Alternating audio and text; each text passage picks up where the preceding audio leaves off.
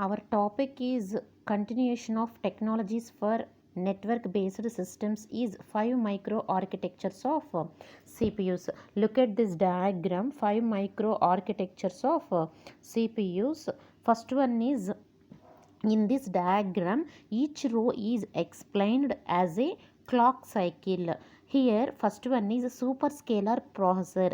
It is treated as single threaded processor throughout the clock cycle. It is treated as a single threaded processor throughout the clock cycle. Only one thread could be executed at a time. It is nothing but superscalar processor. Coming to the fine grain multi-threaded processor, it switches the execution of instructions from different threads per cycles per second.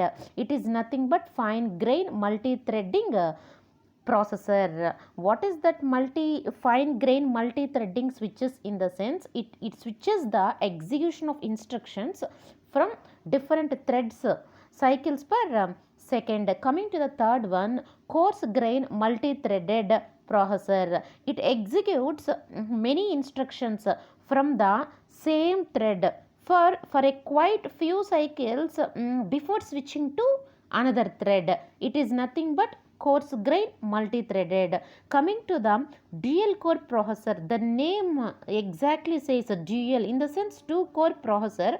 It will be assumed as a two core processor, and it will be considered that each as a single processor. It could be named as a two ways of scalar processors. It could be named as two ways of scalar processors. One core is accessed as a particular thread of a core, and other core will be performing the another thread. It is nothing but dual core processor. And finally, coming to the last concept, last processor, simultaneous multi-threaded processor. It allows simultaneous scheduling of instructions from different threads in the same cycle. Here the black squares corresponds to no available instructions for an instruction data path.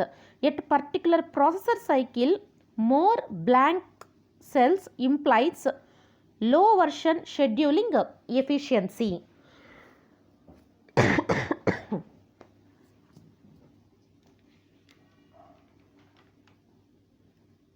And coming to this here,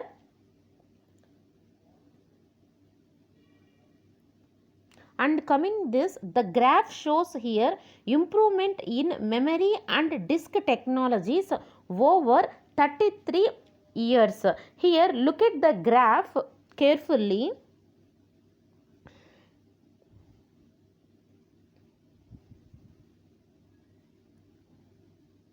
In this graph explains the improvement in memory and disk technologies. Here DRAM capacity ranges from 16 KB to 64 GB, and here disk capacity exceeds 3 GB beyond 2011. That is the explanation of graph.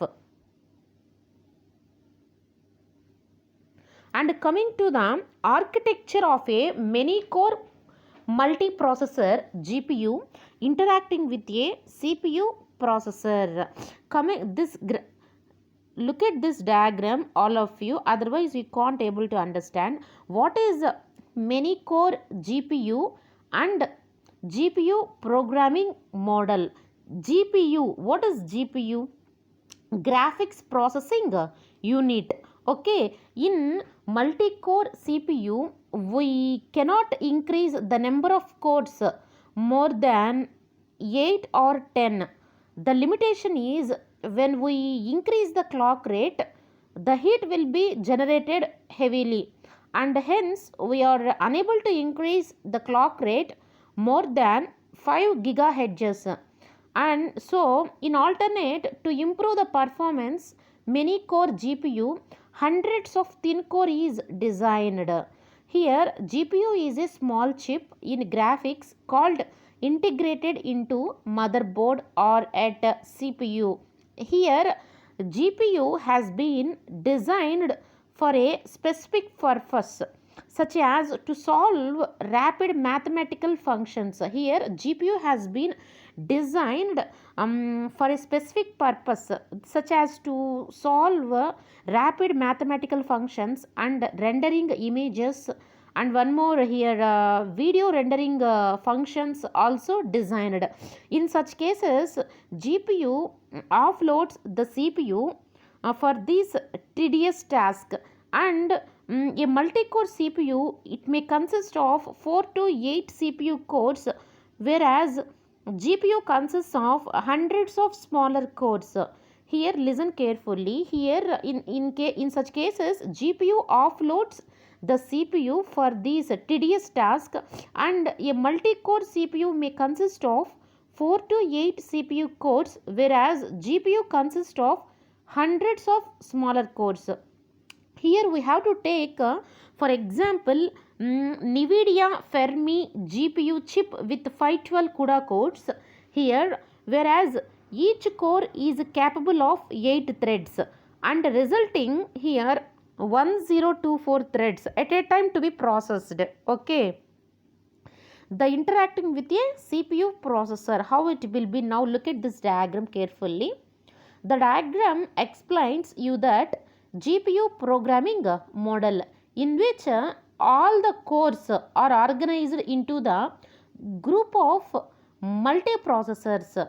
In this GPU programming model, hundreds of simple processing cores are organized into number of multiprocessors. Here each core can have one or more threads, and this diagram explains that the interaction between CPU and GPU, the CPU instructs the GPU to perform massive data processing, and the bandwidth between onboard main memory and on-chip device memory could be matched.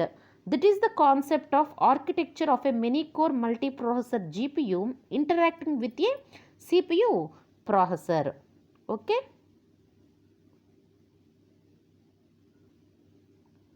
And coming to the performance, what the performance here, the GPU performance. Here GPU performance, here the power efficiency of the GPU, it's compared with GPU. Look at this graph, all of you, comparison we have seen here. The comparison between CPU and GPU in their performance, power ratio measured in G flops or watt codes. It is measured in terms of G flops per W, in the sense watt, or in brackets we want to say codes.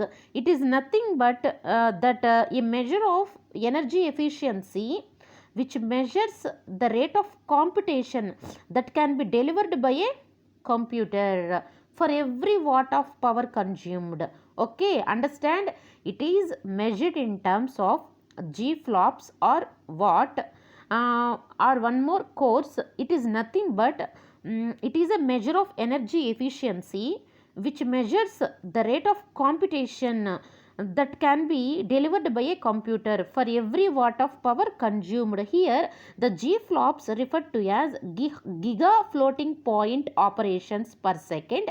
In this graph, it is depicted that the power efficiency of the GPU higher than that of CPU. It is the main concept of GPU performance. Here bottom we have to say, like take CPU 0.8 giga floating point operations per second or watt or core in 2011, and coming to the middle graphics processing unit, that is 5 giga floating point operations per second or watt or core in 2011, before 2011, and top exascale computing is nothing but 10 to power of 18 flops is there. Okay, this is nothing but GPU performance. And coming to the concentration of interconnection networks, the name itself says interconnection in between LAN, SAN, and NAS, the interconnection network, how it will be interconnected. Here, the SAN abbreviation storage area network. In the sense, it connects with disk arrays. It connects servers with disk arrays. It is nothing but SAN. And coming to the LAN, local area network. In the sense, it connects clients, host and servers within a local areas. And coming to the NAS, network attached storage. What is the meaning of the network attached storage? It connects clients with large storage systems. Okay, later further video I can explain in a clear cut way what is interconnection networks. Thank you.